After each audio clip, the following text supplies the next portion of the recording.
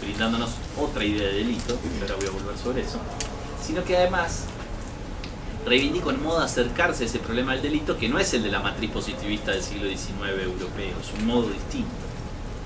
En materia de la noción de delito, Sutherland navegó a lo largo de su vida, se murió en 1951, Edwin Sutherland, escribió sin parar desde 1924 a 1951, durante 25 años, un montón de cosas, entre ellas 6 ediciones de ese libro, Principios de Criminología, cada una de ellas más compleja que la otra.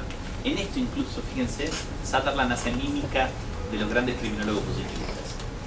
El hombre delincuente de César el Hombroso tuvo 5 ediciones, la última en 1909. Y cada una de esas ediciones, desde 1876 a 1909, son muy diferentes entre sí. De hecho, si alguien les dice que leyó El hombre delincuente, que es algo que en realidad incluye a la gente que habla sobre el Hombroso, sucede frecuentemente. La gente no lee El hombre delincuente. Ya sabemos lo que dice, entonces ya sabemos lo que dice y sabemos que no estamos de acuerdo. Entonces, ¿para qué vamos a leer un libraco así? ¿No? Entonces no lo leemos. Y resulta que hay varias versiones del hombre delincuente. Dependiendo un poco de cuál leamos, nuestras críticas se van a estructurar de un modo directo. Lo mismo pasa con Sociología Criminal de Enrico Ferri. Salió el primer libro, la primera edición en 1884, la última en 1929, el año en el que se murió, 5 ediciones. También un libro que cambia mucho a lo largo de la historia. Con Principios de Criminología de Edwin Sutherland también sucede lo mismo. Hoy vamos por la edición número 14. ¿No? Sutherland se murió en 1951. La última edición es del año 2006 y es hecha por los discípulos de los discípulos de los discípulos de Sutherland, ¿no? Es algo interesantísimo como ejemplo de longevidad. En Sutherland tenemos en primer lugar una definición del delito que busca reivindicar el principio de legalidad, en cierto sentido. El delito es lo que la ley dice que es. Si tomamos las primeras ediciones de Principio de Criminología, aparece esa noción en el centro de la escena. ¿Separándose de qué? De los esfuerzos esencializadores de los criminólogos positivistas. Tanto en la versión de Garofalo como la de Ferri, Sutherland pretende reivindicar una idea de que el delito es solo lo que la ley dice que es, como una especie de idea liberal. Tipo que le pone límites a qué podemos llamar delito y qué no es. Sin embargo, él mismo a lo largo de su trayectoria intelectual va a ir mutando su posición.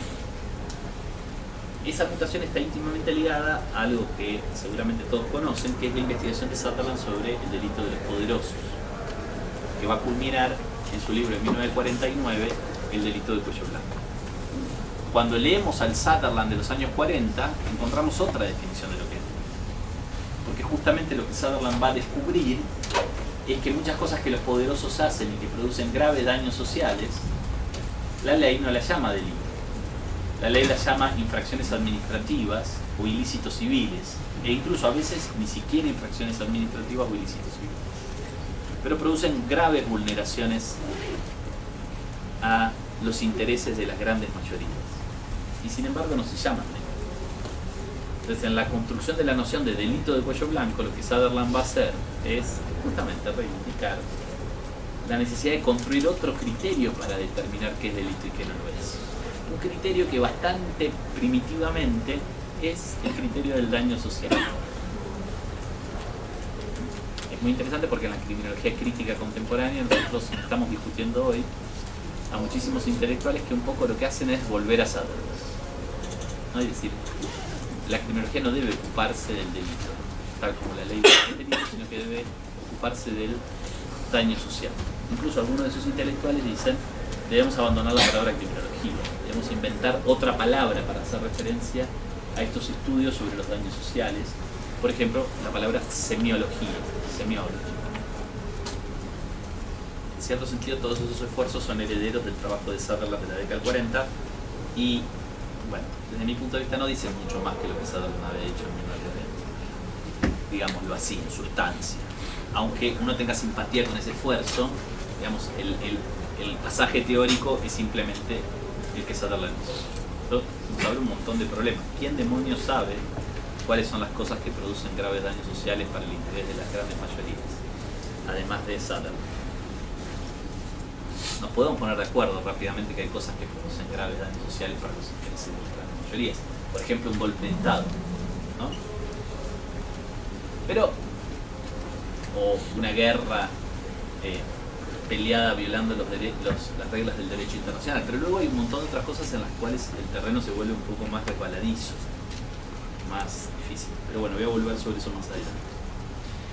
Entonces, en este recorrido podemos ver rápidamente cómo delito aparece como otro objeto. Pero encima aparece como un objeto connotado con definiciones que son muy distintas entre sí y que nos llevan a pensar en fronteras diferentes entre sí. El primer problema que se enfrenta ya una criminología que desborda la idea originaria del hombre delincuente y la abandona, que es que al colocar el problema del delito, se le brinda a eso que se llama delito unas fronteras que son terriblemente diferentes en las manos de distintas personas que tratan de fijar esas fronteras. Y por tanto los confines de lo que la criminología debería estudiar se vuelve algo extraordinariamente flexible. Segundo momento fundamental de desplazamiento. Desde los años 1960 en adelante, como muchos de ustedes saben, sobre todo quienes han estudiado criminología, pero incluso quienes han tenido un curso de grado de criminología en su formación en una facultad de Derecho, emergen, especialmente de vuelta en los Estados Unidos, un conjunto de intelectuales que reclaman la necesidad de desplazar el interés de eso que llamamos delito hacia las reacciones sociales que definen qué es delito y qué no lo es. En síntesis, el delito es el producto de un proceso de definición que en los grupos sociales, que en los agregados sociales, que en las sociedades se produce. Un proceso de definición en el que están involucradas las relaciones de poder que atraviesan las sociedades en cada tiempo y en cada lugar. ¿Por qué? Porque no todos tenemos el mismo poder de definir qué es lo que está bien y qué es lo que está mal. Cuando un grupo social define lo que es delito, crea el delito. La famosa frase de Howard Becker en su libro Outsiders de 1963, uno de los padres fundadores de este giro conceptual, ¿no? Howard Becker dice: los grupos sociales crean la desviación, ¿no? Su objeto de referencia no es tanto delito como desviación, ese concepto tan importante en la sociología estadounidense de mediados del siglo XX. Crean la desviación al definir una regla que establece qué es desviado y qué no lo es. Y crean la desviación al aplicar esa regla a un comportamiento en particular y a un individuo que ha llevado adelante ese comportamiento en particular, calificarlo como desviado y tratarlo como tal. Ese giro conceptual instala la idea de que, en realidad, más que mirar el delito, lo que debemos mirar son los procesos de definición de lo que el delito es. Este giro conceptual, producido por lo que vamos a comúnmente definir como el enfoque del etiquetamiento, labeling approach, ya desde fines de los 60 y comienzos de los 70, esta definición de esta tradición intelectual aparece claramente en los textos de lengua inglesa, instala fuertemente la búsqueda por comprender los procesos de la reacción social. Tanto los procesos de creación de una regla como los procesos de aplicación de una regla, que a su vez, ya como Howard Becker lo plantea en 1963 en su libro Outsiders, son dos procesos muy complejos y diferentes.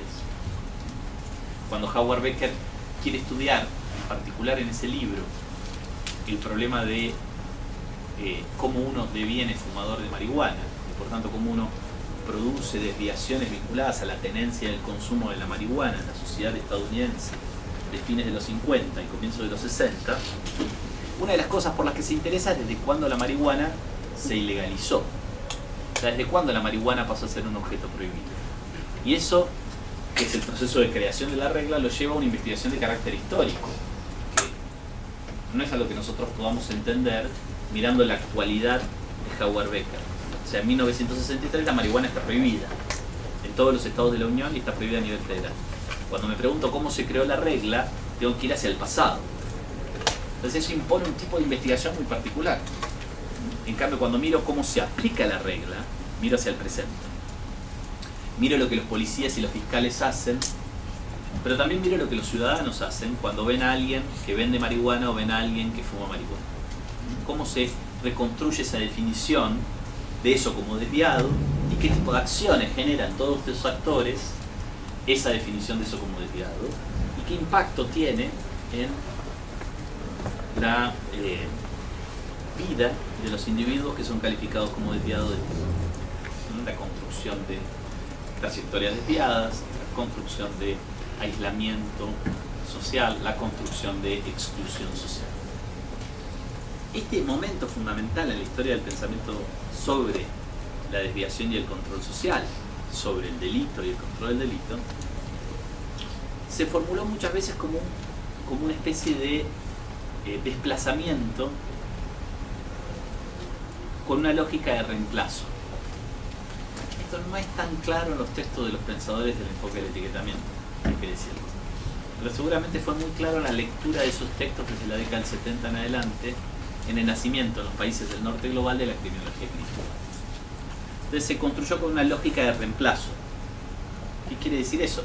Al viejo objeto delito le reemplazamos otro objeto, que es la reacción social. Voy a volver sobre esto más adelante, pero por ejemplo en América Latina, una de las intelectuales cruciales en el nacimiento de un vocabulario crítico, los estudios sobre el delito y el control del delito, que ya falleció lamentablemente, que fue Lola Elizar de Castro, escribió en 1977 un libro que tiene un título que es muy sintomático. Se llama Criminología de la reacción social. Es un típico libro construido con una lógica de reemplazo. Antes nos ocupábamos del delito. Eso es lo que hacían los viejos criminólogos. Los nuevos criminólogos, que somos los criminólogos críticos, nos ocupamos de la reacción social frente a eso que llamamos delito. Entonces surgió toda una legión, no una, sino varias generaciones de criminólogos que no se ocupan del delito, sino que se ocupan de la reacción social frente al delito. Algunos de ellos, justamente por esta misma razón, empezaron a verse incomodados por llamarse a sí mismos criminólogos, aun cuando lo adjetivemos a eso con la expresión nuevos, radicales, críticos y via dicendo y otras formas. ¿Por qué se vieron incomodados? Porque la palabra criminología cargaba primero con la referencia al hombre delincuente y luego con la referencia al delito, con sus múltiples versiones, pero siempre la pregunta ¿por qué las personas cometen delito? Entonces, con este giro conceptual, toda una serie de intelectuales interpretaban que lo que se había dado era un cambio de paradigma. Entonces, que pasábamos a pensar de otro modo, en otros temas, en la reacción social frente al delito. La reacción social que etiqueta algo como delito y lo trata como tal. Y eso implicaba hacer otras cosas en términos de investigación, ¿no? Implicaba, entre otras cosas, investigar a gente como los fiscales, los jueces, los policías, los guardiacárceles, los directores de prisiones, los legisladores, los grupos de presión que inciden en los procesos legislativos, etc. Implicaba mirar hacia otro lugar, mirar a quienes ejercitan el poder de definir y cómo lo hacen. Entonces, de repente, en el campo de estudios, apareció toda una serie de nuevos objetos ligados a la reacción social. De hecho, yo me gano la vida como criminólogo, así. Y en líneas generales yo casi nunca estudié el delito. Soy profesor de criminología, dirijo una maestría en criminología, escribo libros que tienen la palabra criminología en el título y no estudio mucho el delito. Porque soy más bien heredero, yo me formé en una tradición intelectual que es esa tradición del pensamiento crítico desde la década del 70 en adelante, que interpretó en gran medida esto como un desplazamiento, de un cambio de objeto, un reemplazo de objeto. Y por tanto soy hijo de la tradición a la cual me formé. Si estudié alguna vez el delito, estudié más bien el delito de los poderosos, el delito del Estado, que ya igual instala un problemón para la lógica de reemplazo. Cuando yo afirmo la lógica de reemplazo, es como una lógica que define un cambio de paradigma y por tanto habilita un nuevo tipo de campo de saber, tengo un problemón para seguir estudiando el delito de los poderosos, ¿no? Entonces es, como diría un viejo amigo también muerto que se llamaba Joe Young, es loco que haya una criminología crítica que abandone el delito de los poderosos, ¿no? Por lo menos es bastante loco. Voy a volver sobre esto más adelante. Objetos obviamente polémicos. Entonces, objetos. Es un campo de saber que de repente tuvo, no de repente, pasaron 100 años, pero en esos 100 años de su construcción ha ido multiplicando sus objetos. Al multiplicar sus objetos, la criminología se ha vuelto un campo de saber polivalente y complejo. Y el escenario de debate de ese campo de saber polivalente y complejo es un escenario de debate difícil. ¿Por qué un escenario de debate difícil? Porque coexisten investigadores que trabajan sobre temas muy diferentes entre sí. Y lo hacen desde perspectivas muy diferentes entre sí. En algunos momentos el diálogo es posible, en algunos casos el diálogo es posible, en otros casos no. Digamos, es un campo de saber donde puede haber gente que esté en aquel rincón, no es para estigmatizarlos a ustedes, que, con las cuales yo no tengo ningún interés en hablar. No es el caso de ustedes, lo digo en general. En el campo de la criminología hay gente que está en rincones con los cuales yo no tengo ningún interés en hablar. Entonces, si yo voy al congreso de la American Society of Criminology o de la European Society of Criminology, los dos congresos de criminología más importantes en términos cuantitativos a nivel internacional, no voy a ir a las sesiones que organizan ellos. No sé de qué hablan, no me importa. Tengo una radical enemistad con ciertos participantes de mi campo de estudio. ¿Ya? Es un fenómeno que no pasa en todo escenario intelectual, en todo campo de saber. Es un rasgo muy característico del campo criminológico. Porque no estamos de acuerdo no solamente sobre lo que decimos sobre un problema concreto, no estamos de acuerdo sobre qué es la criminología ni para qué sirve. Estamos de acuerdo sobre las bases mismas del sentido que le atribuimos a esa palabra llamada criminología. Es un campo de saber complejo y polivalente, altamente conflictivo.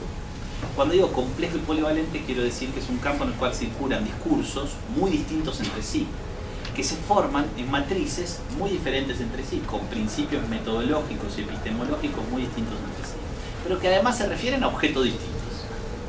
No solamente porque usan la misma palabra para definir cosas que son pensadas de un modo radicalmente distinto. Por ejemplo, el delito es lo que la ley dice que es, o el delito es el daño social ocasionado a las grandes mayorías, o el delito es la violación de los naturales sentimientos de piedad y probidad por un mensaje agregado humano con un cierto nivel de civilización, sino además porque hay gente que no estudia el delito, estudia otro objeto,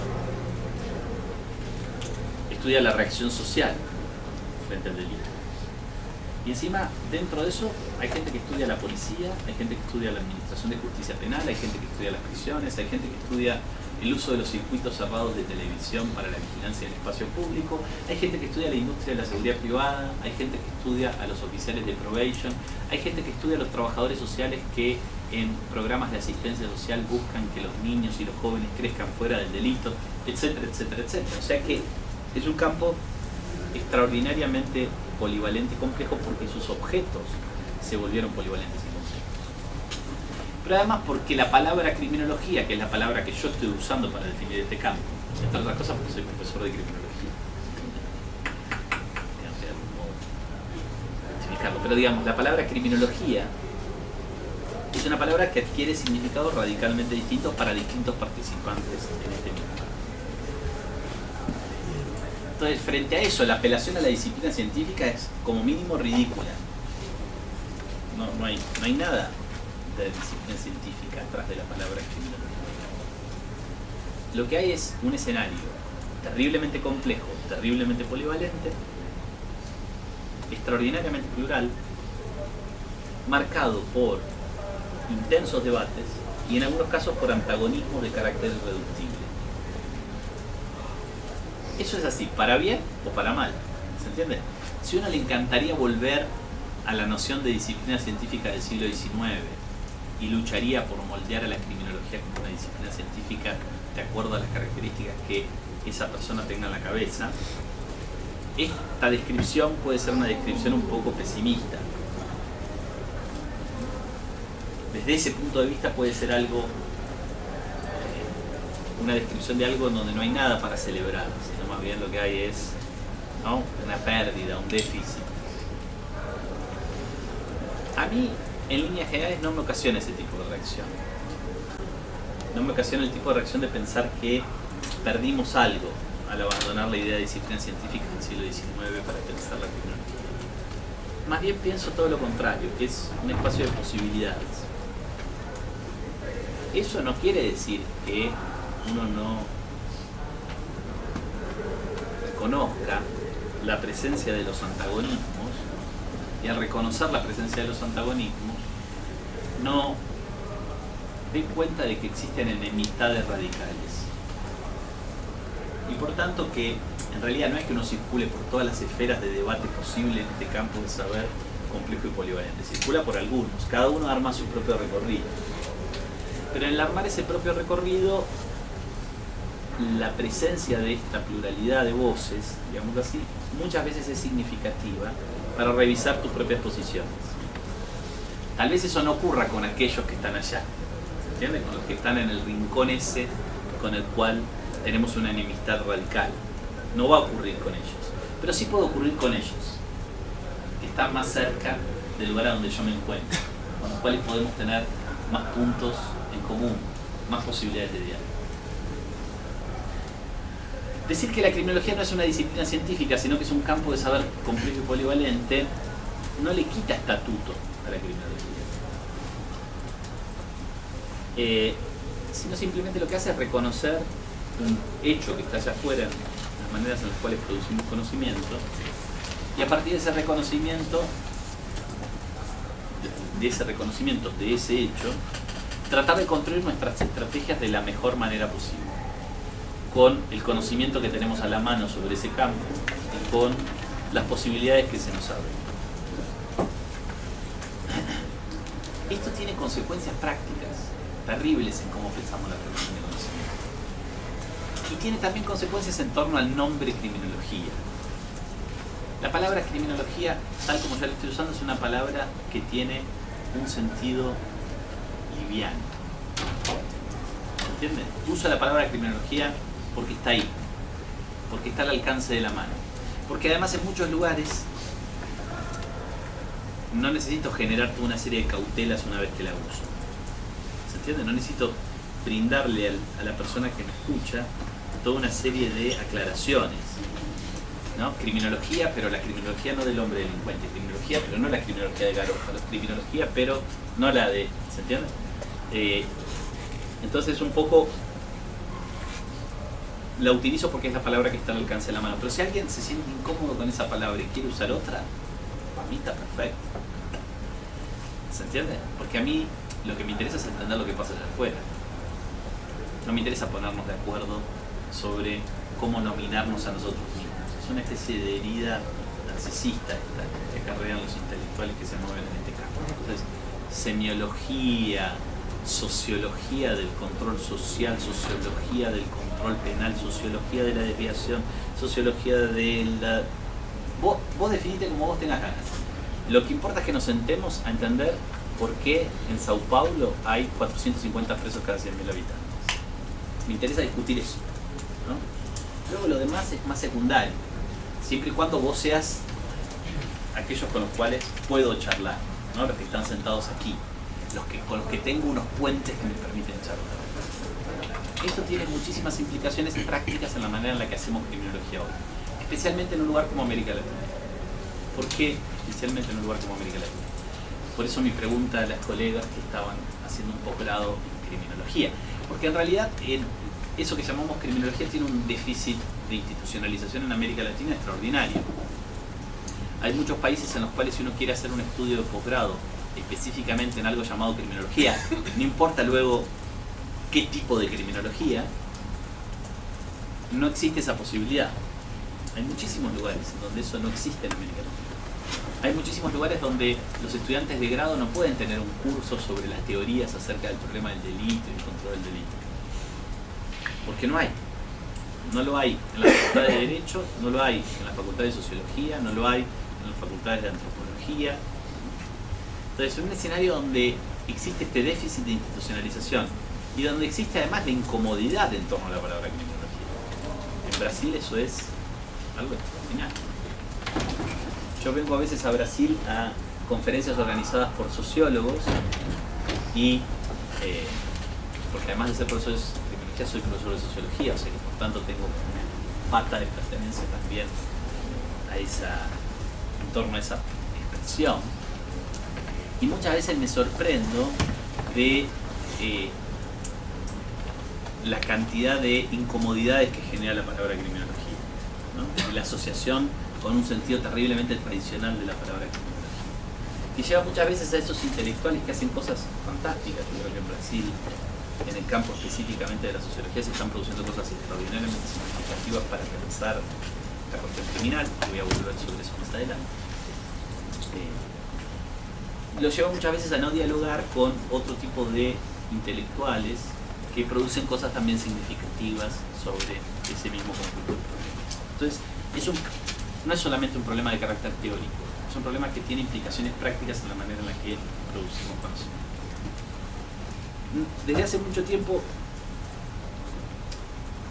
yo, pero otra serie de intelectuales con los que yo me he formado y con los que trabajo, usamos una expresión que se llama, que es una expresión que en español tiene mucho sentido, tal vez tenga menos sentido en portugués, aunque también se utiliza en portugués, que es la expresión cuestión criminal.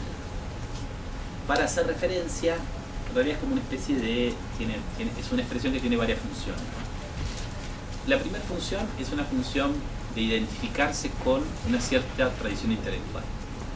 La Questione Criminale fue una revista que se fundó en el año 1975 en la ciudad de Bolonia, en Italia, y fue fundada por el naciente grupo de los criminólogos críticos italianos. Tuvo como directores a dos juristas, uno un jurista de derecho penal y otro un filósofo del derecho, que eran Franco Brícola y Alessandro Barata, respectivamente. Allí se nucleó un grupo de jóvenes intelectuales que luego son los grandes constructores de la criminología crítica en Italia, como Massimo Pavarini, Dario Melossi, Giuseppe Buscocchi, etc.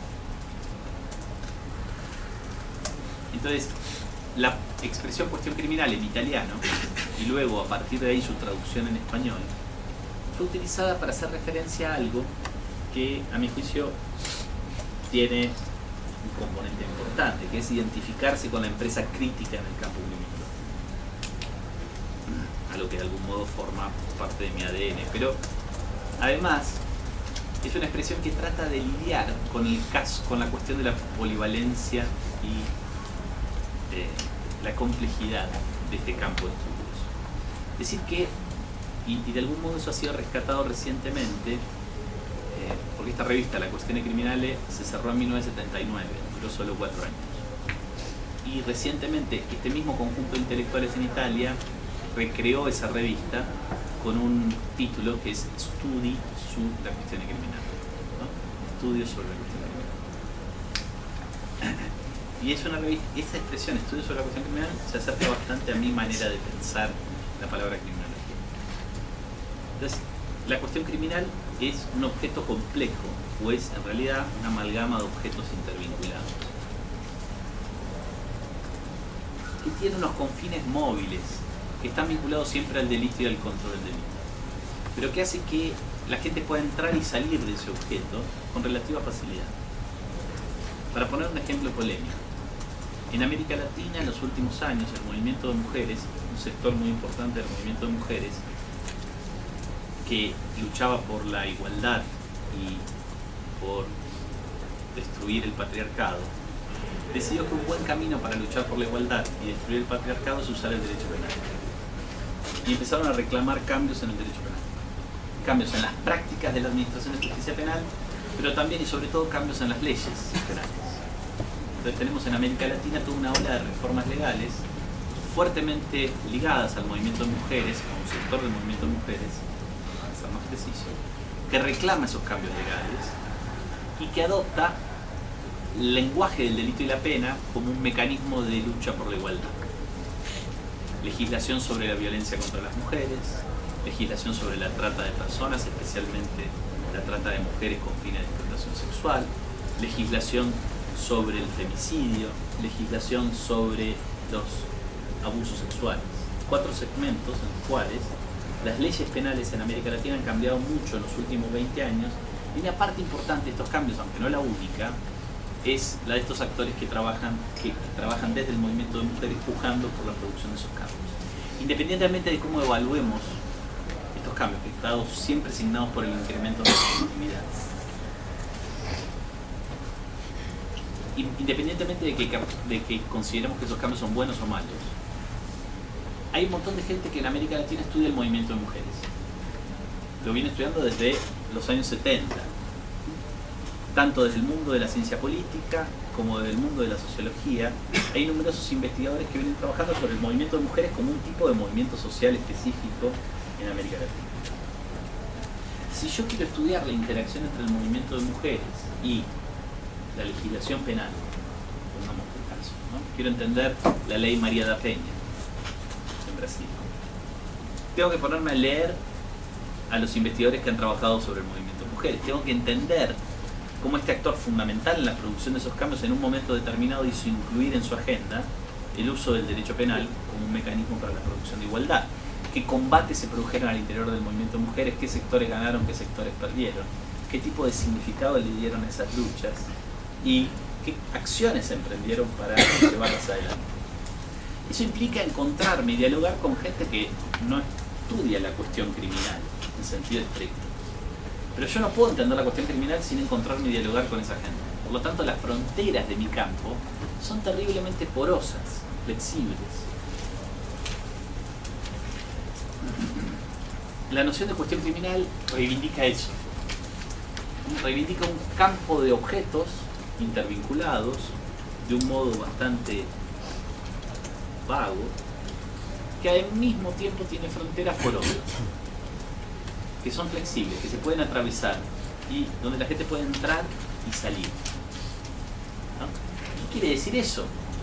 Quiere decir que alguien que trabaja sobre el movimiento de mujeres un día puede escribir un muy buen artículo, luego hacer entrevistas con líderes del movimiento de mujeres sobre el problema de por qué la solución punitiva apareció dentro de la reivindicación del movimiento de mujeres en un lugar y en un tiempo determinado. Y yo, como investigador preocupado por la cuestión criminal, voy a leer ese artículo con mucho provecho y lo voy a usar para pensar mi problema. Para eso no le voy a reivindicar, no le voy a pedir a esa persona que se convierta a la criminología, ¿no? Como si hubiera una cosa a la cual convertirse. Lo que voy a simplemente es generar los puentes o los caminos para que ese diálogo sea posible.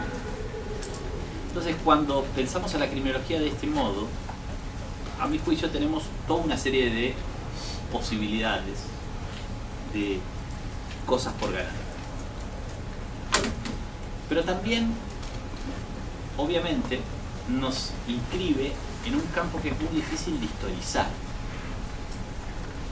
¿Se entiende? Porque de repente la criminología es un conjunto plural de discursos que tienen en común referirse más o menos a las mismas cosas, que además son muchas, y que agrupamos en esa cosa llamada cuestión criminal. Entonces, hacer una historia de los discursos sobre la cuestión criminal a lo largo de un periodo de tiempo más o menos prolongado se vuelve algo radicalmente difícil de hacer. Y de hecho, tenemos hoy muchos más puntos ciegos, muchas más cosas que no sabemos, que cosas de las que sí sabemos.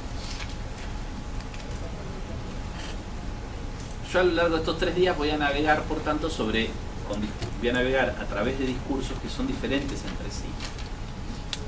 Y aun cuando los días de mañana y pasado van a estar fuertemente focalizados en la actualidad, en el día de hoy voy a hacer un poco de tour hacia el pasado.